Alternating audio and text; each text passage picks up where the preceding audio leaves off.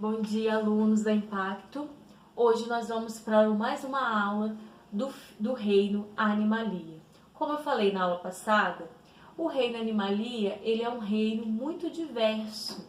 Ele tem uma grande quantidade de espécies e essas espécies têm diferenças. Por isso que a gente estuda um pouco dos filos desse reino, tá, gente? Embora dentro desses reinos também tem grandes variações, a gente só estuda as características gerais. Hoje nós vamos estudar o filo Echinodermata ou Echinodermus, como vocês acharem mais fácil de falar, certo? Esse filo pertence ao reino Animalia. Se ele pertence ao reino Animalia, consequentemente eles vão ser pluricelulares, eucariontes e heterotróficos. Não produzem seu próprio alimento. Não esqueçam disso, tá, gente? Como eu falei com vocês, essas informações são as características gerais de todos os animais. Bom, os equinodermos, eles têm como principais representantes a estrela do mar, que a gente conhece quando a gente vai à praia, a gente sempre se encontra uma estrela do mar. Além da estrela do mar, né, os diferentes tipos de estrela pertencem ao filo Echinodermata. Além disso, a gente vai ter a bolacha da praia, que também é um equinodermo, e o ouriço, que também quando a gente vai naqueles costões rochosos próximos à praia, a gente consegue ver em algumas arestas, né, alguns buracos nesses costões rochosos, a gente consegue visualizar um ouriço. Então, todos esses animais representam o filo, são representantes do filo Echinodermo. Bom, qual a característica desses animais? Como os moluscos, os equinodermos ainda são animais invertebrados, ou seja, eles não possuem coluna vertebral. Eles são classificados como animais invertebrados. São exclusivamente marinhos. O que quer dizer isso? Só vivem no ambiente de água doce, no ecossistema marinho, tá ok? Então, todos os equinodermos são exclusivamente marinhos.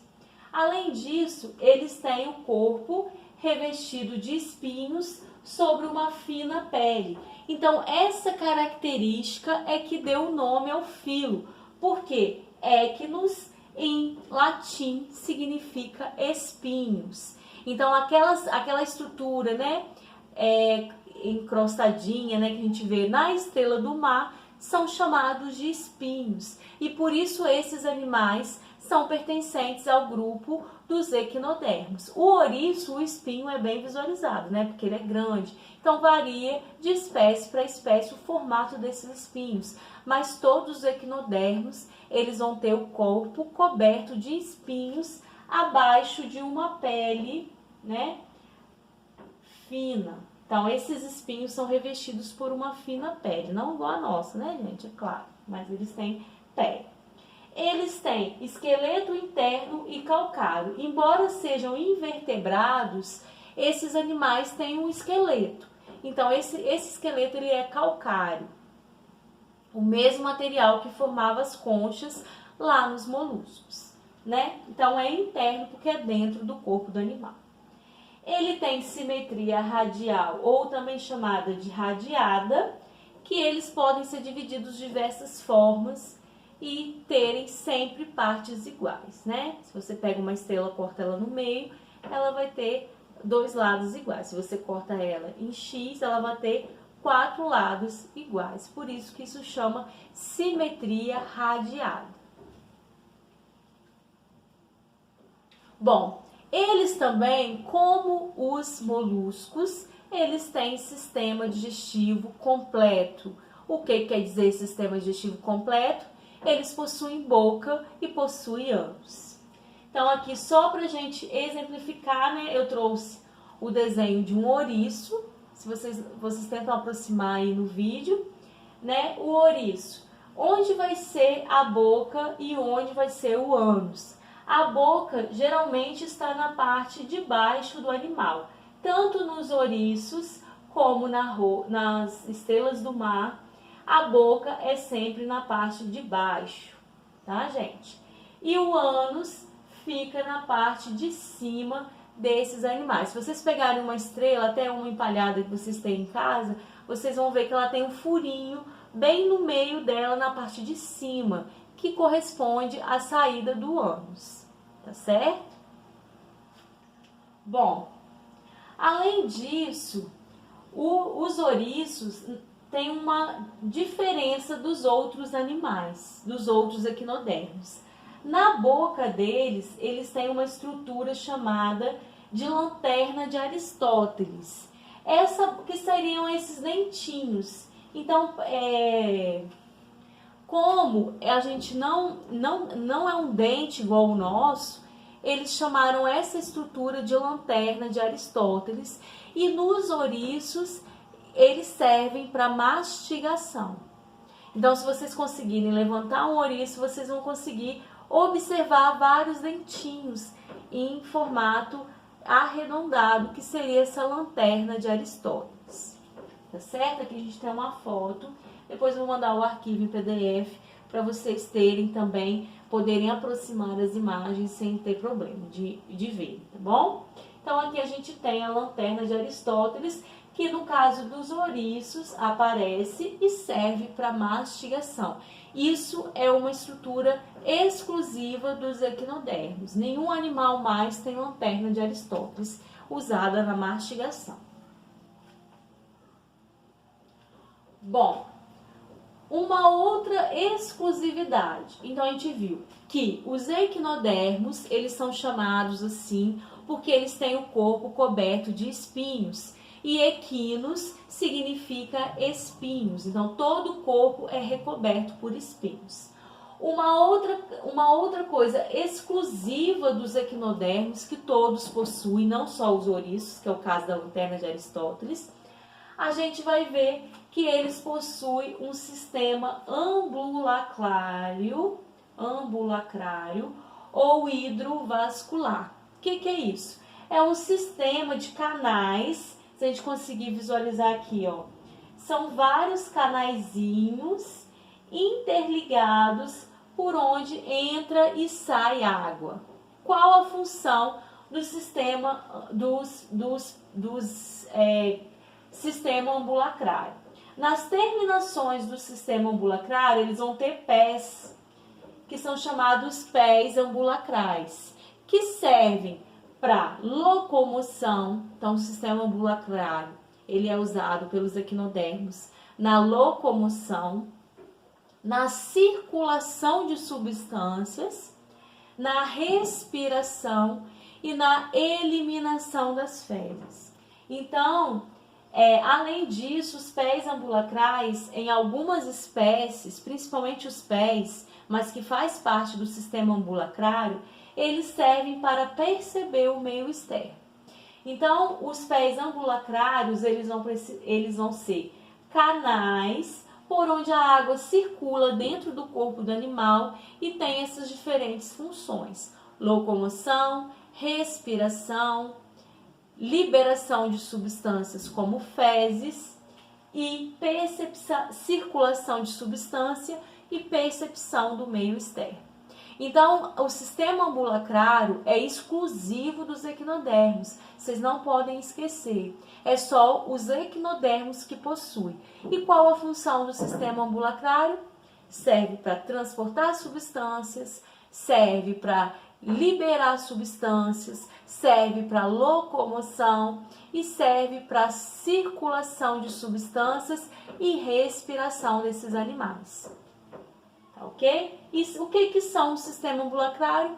Canais por onde a água, conjunto de canais que percorre todo o corpo do animal e por onde a água circula. Por isso que muitas vezes são chamados de hidrovasculares.